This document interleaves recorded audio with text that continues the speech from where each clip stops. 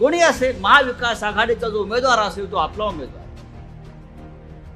मग तो राष्ट्रवादी काँग्रेसचा असेल, तो शिवसेनेचा असेल,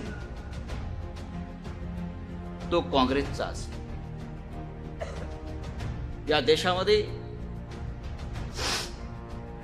रामाच्या नावावर आता मतं मागितली जातात. अरे बाळासाहेब ठाकरे नसते तर अयोध्येत राम मंदिर उभंच राहिलं नसतं, आपल्याला माहिती आहे. बाळासाहेब ठाकरे होते, आम्ही सगळे होतो तिथे, म्हणून मोदीला त्या रामाचं मंदिराचं उद्घाटन प्राण प्रतिष्ठा करतात. एक लक्षात घ्या, मतं मागायची असतील तर तुम्ही केलेल्या विकासाच्या नावावर मागा. तुम्ही काय काम केलंय त्याच्यावर मागा.